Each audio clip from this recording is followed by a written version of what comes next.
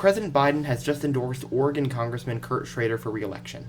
Schrader is a Democratic congressman who is facing a primary challenge from his left, well, nominally at least, by Jamie McLeod Skinner. While it may come as no surprise that Biden, a quintessential corporate Democrat, is endorsing an incumbent for re-election who happens to be another corporate centrist congressman, Schrader is an exceptional case of such, even by the standards that have been set. According to the AP, quote, Schrader is a moderate, use the term very loosely, who has voted against some of Biden's priorities in the past, including a money-saving plan to let Medicare negotiate the price it pays for prescription drugs. A year ago, he was one of only 2 members of his party to vote against a $1.9 trillion pandemic relief bill because, among several reasons, he did not support including an increase in the minimum wage. Furthermore, in his endorsement of Schrader, Biden stated, quote, "We don't always agree, but when it has mattered most, Kurt has been there for me. When it has mattered most, Kurt has been there for me. When it has mattered most, Kurt has been there for me." Maybe, Joe, if you say it enough times, it'll eventually come true. But if history is any indication, I doubt it. Now, I could go into detail about how Schrader's half-assed justifications for opposing these policies are, well, half-assed. For instance, how the vast majority of research and development for pharmaceutical drugs is publicly funded, and how the parliamentarians' quote rulings are non-binding.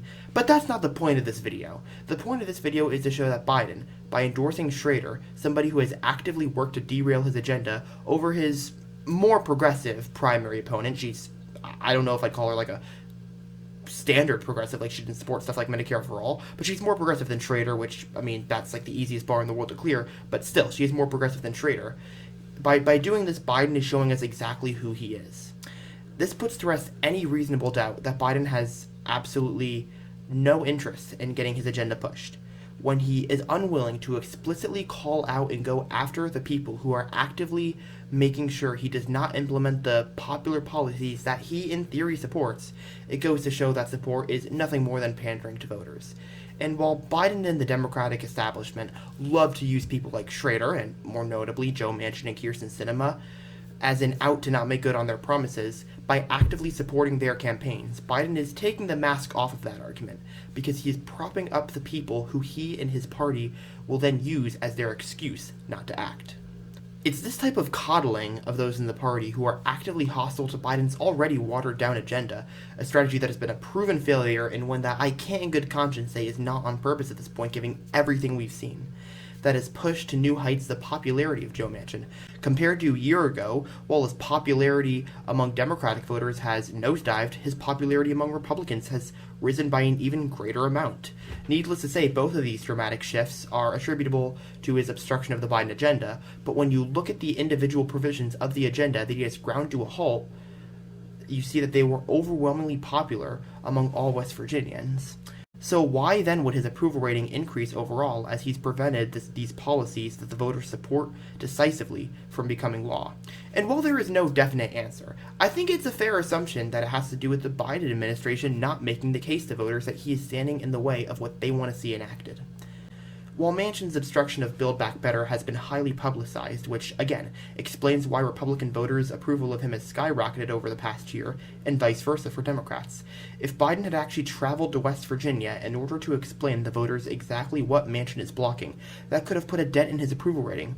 While, again, we cannot know for sure if it would have worked, at least Biden would have made it known who was the real public enemy. But that's not how it happened, and now Manchin has the Biden administration right where he wants them.